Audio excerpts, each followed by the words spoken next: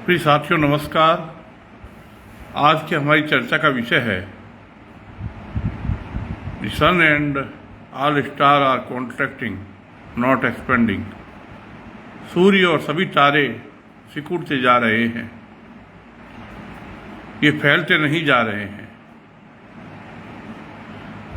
सूर्य कैसे सिकुड़ रहा है और तारे कैसे सिकुड़ते जा रहे हैं,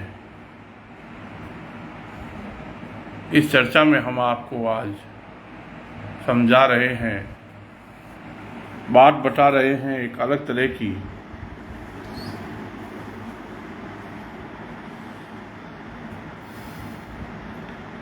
तो इनके सिकुड़ने के पीछे हमारा बेस क्या है? सौरमंडल के सभी ग्रह और सभी चंद्रमा फैल नहीं रहे हैं। ब्रह्मांड में अनेक तारे भी हैं, अनेक ग्रह हैं और अनेक चंद्रमा हैं, वो भी फैल नहीं रहे हैं, वो भी सिकुड़ रहे हैं। उनका आकार घट रहा है, उनका तापक्रम घट रहा है, उनका द्रव्यमान घट रहा है, उनका आकार डायमीटर त्रिज्या घट रही है, उनकी ग्रेविटी भी कम हो रही है, उनका मैग्नेटिक फील्ड भी कमज़ोर हो रहा है। और इसी तरह से उनका हर दृष्टि से अगर कंपैरिजन किया जाए, आपने YouTube पर देखा होगा तारों के साइज़ का कंपैरिजन किया जाता है और उन तारों के साइज़ को कंपेयर करके ये बताया जाता है कि इस तरह से साइज़ का कंपैरिजन किया जा सकता है। ब्रह्मांड में इतने तारे हैं, अरबों खरबों तारे हैं, विशाल संख्या में तारे हैं। अगर सभी के सभी एक्सपेंड होने लगेंगे तो बताइए ब्रह्मांड की क्या हालत होगी। सभी के सभी ब्लैक होल या न्यूट्रॉन स्टार बनेंगे या सुपरनोवा बनेंगे, विशाल संख्या में तारे, और सभी के सभी ब्लैक होल बन रहे हैं, सभी सुपरनोवा बन रहे हैं, और आगे जा कर के उनकी क्या स्थिति होगी, ऐसा वैज्ञानिक तर्क के आधार पर संभव नहीं है। हमारा ये मानना है कि जितने भी तारे हैं, जितने भी भीमकाय तारे हैं, वो भविष्य में सिकुड़ते जाएंगे, उनका आकार कम होता जाएगा, द्रव्यमान कम होता जाएगा, और वो एक से दूसरी अवस्था में, दूसरे अगले तारे में ट्रांसफॉर्म होते जाएंगे, कन्वर्ट होते जाएंगे। हमारा सूर्य भी इसी तरह से उसका साइज कम होता जाएगा और छोटे तारों में कन्वर्ट होता जाएगा, और धीरे धीरे वो एक गैस दानव ग्रह की अवस्था में आने लगेगा, और गैस दानव ग्रह से फिर वो एक रॉकी ग्रह में, फिर पृथ्वी जैसे ग्रह में, और फिर पृथ्वी के बाद में शुक्र जैसे ग्रह में, मंगल जैसे ग्रह में, प्लूटो जैसे ग्रह में, मरकरी जैसे ग्रह में। इस तरह से आप सोचिए कि हमारे इस यूनिवर्स में तारे किस प्रकार उनका आकार घटता चला जाता है। तो ब्रह्मांड में तारों का विस्तार,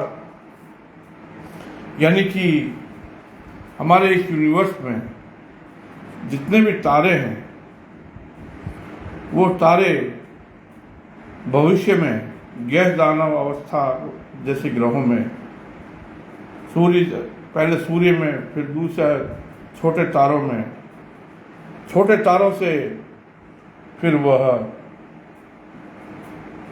गैस दानव ग्रहों में, गैस दानव ग्रहों से फिर वह इस तरह से रॉकी ग्रहों में, रॉकी ग्रहों से फिर सुपर आर्क में, सुपर आर्क से फिर धीरे धीरे पृथ्वी जैसे ग्रहों में परिवर्तित होते जाएंगे। तो सोचिए कि जैसे हमारा ये पृथ्वी ग्रह के, हमारा ये सूर्य जो है, मान लीजिए कि ये सूर्य है, छोटा सा ये सूर्य है, तो ये पहले बड़ा था, इसका साइज बड़ा था, इसका द्रव्यमान अधिक था, फिर ये और बड़ा था, इसका साइज और बड़ा था, इसका ग्रेविटी भी ज़्यादा थी, मास भी ज़्यादा था, फिर और पीछे जाते जाए तो इससे भी बड़े साइज के, ज़्यादा द्रव्यमान के, ज़्यादा ग्रेविटी के, और पीछे जाते जाएं तो हम पाएंगे कि सूर्य पहले बड़े साइज के तारे में था, द्रव्यमान अधिक था, ग्रेविटी अधिक थी, और ग्रेविटी अधिक थी, और इसी प्रकार से इसका मैग्नेटिक फील्ड भी अधिक पावरफुल था। इससे से हम कहेंगे कि तो भीमकाय तारे कैसे उनका द्रव्यमान कम होता जाता है, कैसे उनका साइज कम होता जाता है। हमने बताया कि सूर्य की अनेक प्रॉपर्टी के आधार पर, सूर्य के अनेक गुणों के आधार पर उसका मैग्नेटिक फील्ड फ्लिप होता है। 11.1 वर्ष के सौर चक्र में उसका चुंबकीय क्षेत्र विपरीत हो जाता है, सूर्य पोल पर फ्लैट अधिक हो जाता है और इक्वेटर पर बल्किंग ज़्यादा हो जाता है। यानी पोलर और इक्वेटोरियल रेडियस जो है उसमें परिवर्तन आता है। तो इससे से क्या है कि सूर्य उसका द्रव्यमान कम होता जाता है। तो सूर्य में से नाभिकीय संलयन अभिक्रियाएं होती है, उसके द्वारा जो सूर्य से प्रकाश विकिरण और निकलते हैं। तो हकीकत यह है कि 11.1 वर्ष के पूरे सौर चक्र में सूर्य पूरा ट्विस्ट और टाइट हो जाता है, कस जाता है, और सूर्य के अंदर से कैसे पदार्थ निकलता है वो मैंने अनेक बार आपको एनिमेशन वीडियो के द्वारा बताया है।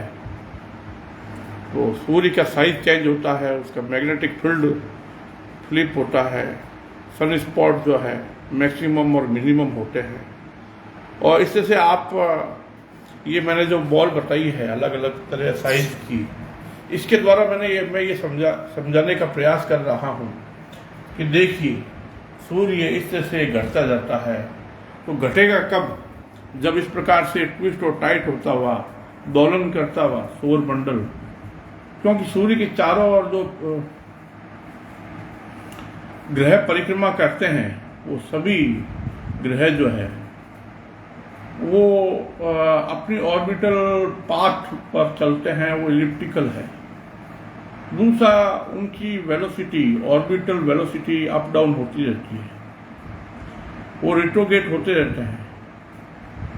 सौर मंडल के जितने भी ग्रह हैं, तो इस तरह से क्या है कि संपूर्ण सौर मंडल को ध्यान से देखें, समझें, तो संपूर्ण सौर मंडल क्या है? दोलन कर रहा है, एक विराट दोलन कर रहा है। इस तरह से आप देखिए कि हमारा ये सौर मंडल जो है नेबुलर हाइपोथेसिस से नहीं बना, यानी कि गैस डस्ट पार्टिकल इकट्ठे होकर के, इस तरह से गैस डस्ट पार्टिकल इकट्ठे होकर के क्लाउड का रूप लेके, इस तरह से फिर उसमें एक्रीशन में पदार्थ टकरने लगा और धीरे धीरे वहाँ पे ग्रह बनने लगे। तो ऐसा कुछ भी नहीं हुआ था। हम कांट और लाप्लास की नेबुलर हाइपोथेसिस को गलत मानते हैं। तारों का जन्म कैसे होता है? तारों का जन्म किसी गैस डस्ट और पार्टिकल के क्लाउड से नहीं होता है, और फिर उसमें ग्रेविटी जो है इस तरह से बनती है।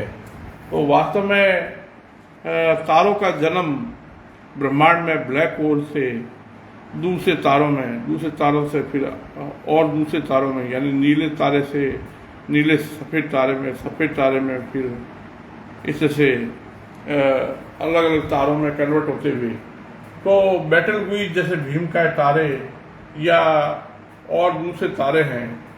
तो इस तरह से हमारा जो ये सूर्य है उसका भविष्य क्या है, कैसे अतीत था, क्या सूर्य भविष्य में एक ब्लैक होल बनेगा या एक सुपरनोवा बन जाएगा, ऐसा कुछ भी नहीं है। सूर्य का भविष्य एक गैस दानव ग्रह की तरह होता है।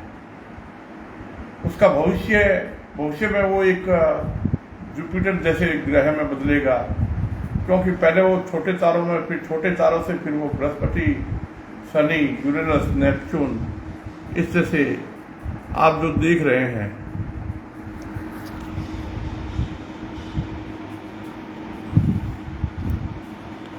तो इस तरह से हमारा ये जो सौर मंडल है, हमारा ये सौर मंडल धीरे धीरे क्या है कि सिकुड़ता जाएगा, और सिकुड़ते जाने से ये एक छोटे आकार में आएगा, और इस तरह से इसके प्लैनेट हैं जो इसके ऑर्बिट कर रहे हैं, और उनका साइज भी घटता जाएगा, और इस तरह से ये डिम होता जाएगा, और एक सैटर्न और जुपिटर जैसे एक प्लैनेटरी सिस्टम में कन्वर्ट हो जाएगा।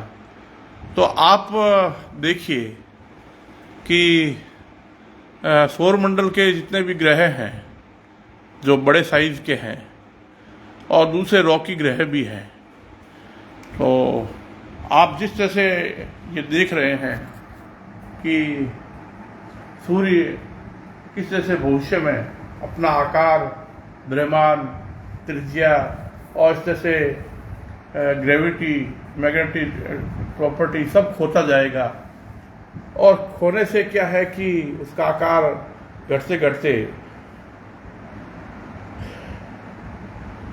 छोटे तारों से गैस दानव ग्रहों में, तो सूर्य फैलेगा नहीं, एक्सपेंड नहीं होगा, ना तो वो मरकरी को निकलेगा। अगर ब्रह्मांड के सभी ग्रह ऐसा करने लग जाएंगे तो वो कितने ग्रहों को निगल जाएंगे, सोचिए जरा।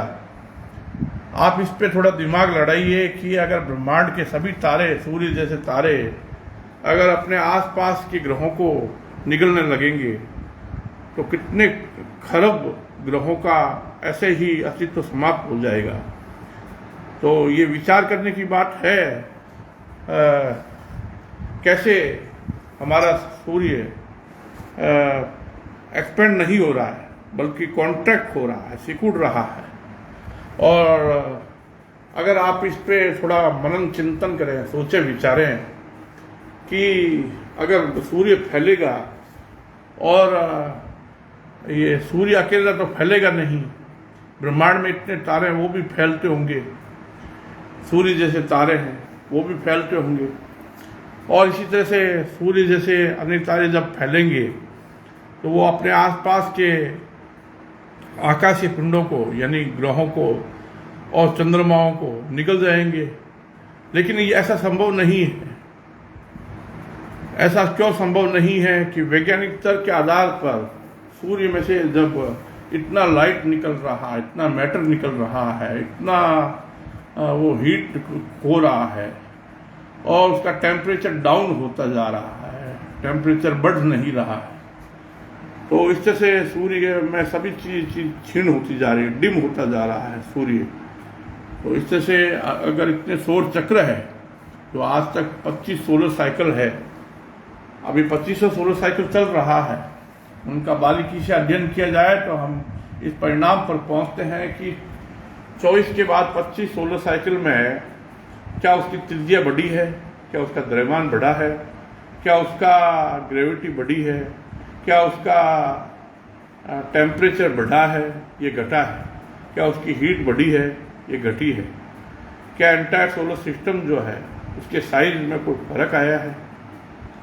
तो इन सभी बातों को गौर करने पर, वैज्ञानिक तथ्यों के आधार पर हम ये कह रहे हैं कि हमारा सोलर सिस्टम जो है वो क्या है कि एक